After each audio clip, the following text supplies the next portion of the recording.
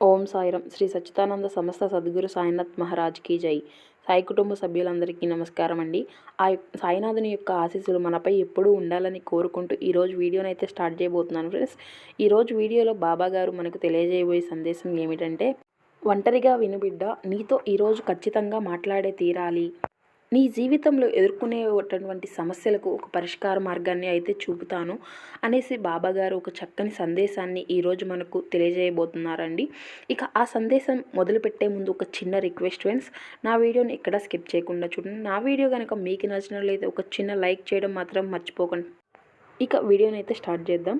బాబాగారి భక్తురాలు బాబాగారిని ఇలా అడుగుతుంది, సాయి, పెద్ద పెద్ద కలలు, పెద్ద కోరికలు కలిగి ఉండడం మంచిదేనా కాదా అని నిస్సందేహంగా బాబాగారిని అడుగుతుంది. అప్పుడు బాబాగారు ఇలా బదిలిస్తారు, బిడ్డ, పెద్ద కలల్ని, పెద్ద కోరికలని తొందరపాటుగా నెరవేర్చుకోవాలని అనే పట్టుదల మంచిది కాదు. అలాగే ధైర్యం చేయడము తప్పు కాదు. కానీ మంచి చెడు తెలియకుండా, వెనక ముందు ఆలోచించకుండా తొందరపాటుతో చేసే ధైర్యం ఎప్పుడూ కూడా నష్టాన్నే చేకూరుస్తుంది. కొన్ని పాఠాల వల్ల తగిలే ఎదురు దెబ్బలు మనిషిని వివేకవంతుణ్ణి చేస్తాయి, జాగ్రత్త పరుస్తాయి. అలాంటి ఎదురు దెబ్బలు తగలడమే మనిషికి మేలు అవుతుంది బిడ్డ. జీవితపు కష్టాల్లో తను చాలా ఒంటరి వాడినని, జీవితపు పరిస్థితుల పట్ల మనిషి ప్రతిచర్య వాటిని కష్టంగానో లేక సుఖంగానో మారుస్తుంది. పెద్ద పెద్ద సవాళ్ళు ఎదురైనా సరే మనిషి అనుకుంటే శాంతంగా ఉండగలడు, ప్రేమగా ఉండగలడు, చిరునవ్వుతో నవ్వగలడు. ఎదురయ్యే ప్రతి సవాలు మనిషికి భగవంతుని పట్ల విశ్వాసానికి, అలాగే ఆత్మవిశ్వాసానికి సవాలు అవుతుంది. కనుక నీవు చేపట్టిన ఏ పనినైనా సరే మంచి విజయాలు సాధించి నిన్ను, నీ కుటుంబాన్ని సంతోషంగా జీవించేలా చేస్తుంది. ధనం వచ్చింది అని గర్వం రప్పించకు. ఇప్పటి వరకు ఎలా ఉన్నావో ఇక ముందు వచ్చిన దానితో సుఖంగా సంతోషంగా ఉంటూ ముందు కూడా అలాగే ఉంచాలి.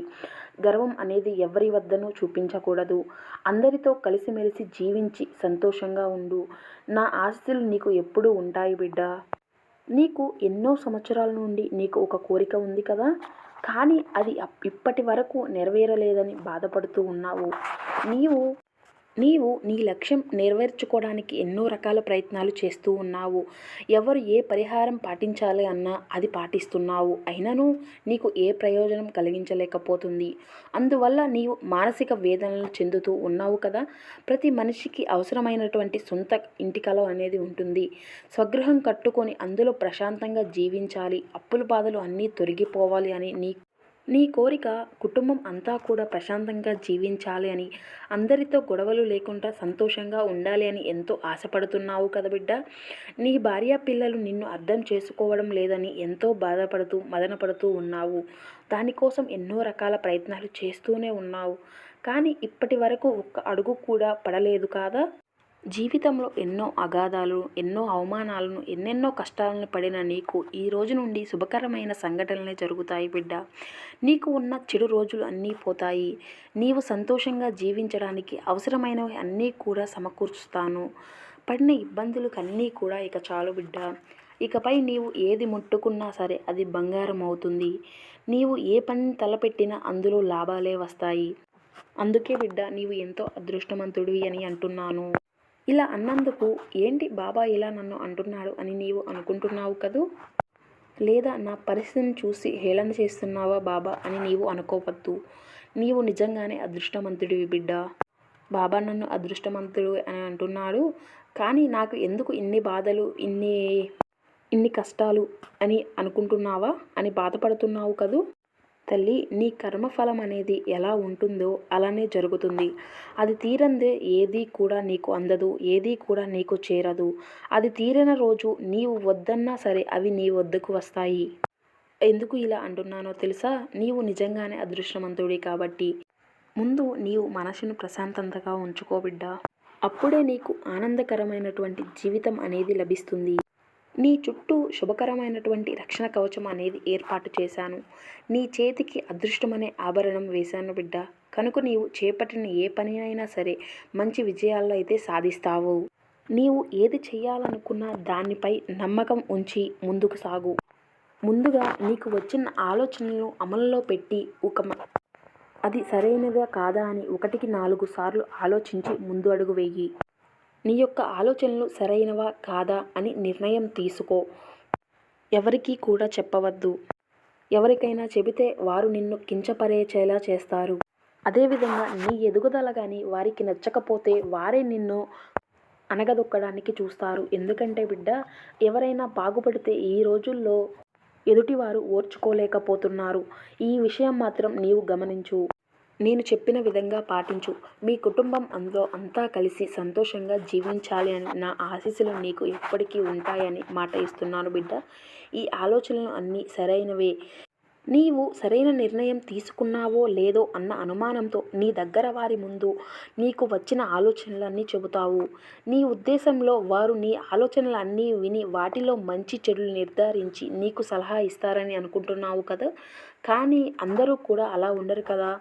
నీకు ప్రతి ఆలోచనను విని ఎక్కడ గొప్పవాడివి అయిపోతావు అని, నీవు చెయ్యాలి అని అనుకున్నవన్నీ సరైనవి కాదు అని చెబుతూ ఉంటారు. అందుకే నీకు వచ్చిన ఆలోచనలు అమలులో పెడితే ఎంతో మంచి స్థాయికి వెళతావు బిడ్డ అని నీకు తెలుపుతున్నాను. కాబట్టి నీవు ఎలాగైనా అనుకున్న పనులు జరగాలి అని మనస్ఫూర్తిగా కోరుకుంటున్నాను. ముందు నీ గమ్యం వైపే అడుగులు వెయ్యి. ఎదుటి వారితో పంచుకోకు. పంచుకుంటూ ఇలా చేస్తూ పోతూ ఉంటే నీ గమ్యానికి నీవు చేరుకోలేవు. కనుక నీవు చేసిన ప్రతి ఆలోచనను, నీవు చెయ్యాలి అనుకున్న ప్రతి ఒకటికి 2 సార్లు నీవుగా ఆలోచించుకో. సరైన ఆలోచన నీకే తెలుస్తుంది బిడ్డ. ఎవరిని నమ్మాలో ఎవరిని నమ్మకూడదో తెలుసుకో. ఎందుకంటే నీ తల్లిదండ్రులతో నీ భార్య పిల్లల్ని తప్ప ఎవరిని అడిగినా నీకు చెడు సలహాలు మాత్రమే ఇస్తూ ఉంటారు. కనుక నీవు సొంతగా ఆలోచించుకొని ఏమి చేయాలో నిర్ణయం తీసుకోబిడ్డ. నీవు ఇప్పటి వరకు చేయవలసినవి అనుకున్నవి అన్నీ సరైనవే. వాటిలో నీవు ఏదైతే చేయగలవు వాటిలో నీ శక్తి మేరకే దాన్ని ఎంచుకొని ఆ దిశగా ప్రయత్నించు. నేను ఎప్పుడూ కూడా నీ తోడుగా ఉంటాను, నీ వెన్నంటే ఉంటాను. నీకు అది తెలుసు కదా. నీవు నీ కుటుంబ సభ్యులు అందరూ కూడా ఆయురారోగ్యాలతో సుఖ సంతోషాలతో జీవితాంతం అష్టైశ్వర్యాలతో జీవించాలని నా ఆశీస్సులు ఎప్పటికీ నీకు అందిస్తున్నాను బిడ్డ. తల్లి, నీకు నా మీద ఉన్న ప్రేమ ఎంత గొప్పది. నీవు నన్ను ఎల్లవేళలా తండ్రిలాగా చూసుకుంటావు. బాబా బాబా అని ఎప్పుడూ కూడా నన్నే వేడుకుంటూ ఉంటావు. ఇంతటి గొప్ప ప్రేమను నా మనసుకి ఆనందాన్ని కలుగజేస్తున్నావు. నేను కూడా నిన్ను ఎప్పుడూ కూడా తండ్రి స్నానంలోనే ప్రతిదీ నీకు చెబుతూ ఉన్నాను కదా. నీవు సంతోషంగా ఎన్నడూ కూడా కనిపించకపోయినను నేను అయితే నీ వెన్నంటే ఉన్నాను అనే ఖచ్చితమైనటువంటి నమ్మకం నీది. ప్రతి చిన్న విషయంలో విన్నవించుకుంటావు. నాతోనే మాట్లాడుకుంటూ ఉంటావు. నేను వింటున్నాను అని నమ్ముతావు. నీ నమ్మకమే నన్ను ఇంతటి వరకు నడిపించింది బిడ్డ. ఇదే నమ్మకంతో నీవు ఎల్లప్పుడూ ఉండాలి. నాకు ఎంతగానో ప్రీతికరమైన బిడ్డవి నీవు నాకు చేసే ఈ సేవకు నాకు ఎంతగానో రుణపడిపోయాను నేను. నీకు కానీ నీ కుటుంబానికి కానీ ఎప్పుడూ కూడా ఎటువంటి లోటు లేకుండా నిక్షేపంగా జీవిస్తారు బిడ్డ. నేను మాట ఇస్తున్నాను. నలుగురికి పెట్టే విధంగా నీ మంచి స్థాయిలో ఉంటావు. నా ఆశీస్సులు నీకు ఎప్పుడూ ఉంటాయి. నీకు ఏ చిన్నపాటి కష్టం వచ్చినా సరే బాబా అని ఒక్కసారి మనస్ఫూర్తిగా పిలువు తల్లి. వెంటనే సప్త సముద్రాలు దూరంలో వెంటనే ఉన్న క్షణంలోనే నీ ముందుకు వస్తాను. నా ఆశీస్సులు. ఓం సాయిరాం. సర్వే జనా సుఖినో భవంతు. ఇది అండి ఈరోజు బాబా గారి సందేశం. ఈ సందేశం మీ అందరికీ నచ్చింది అని అనుకుంటున్నాను. ఈ సందేశం కనుక మీకు నచ్చినట్లయితే ఒక చిన్న లైక్ చేయడం మాత్రం మర్చిపోకండి friends. Thank you for watching. Please subscribe my channel.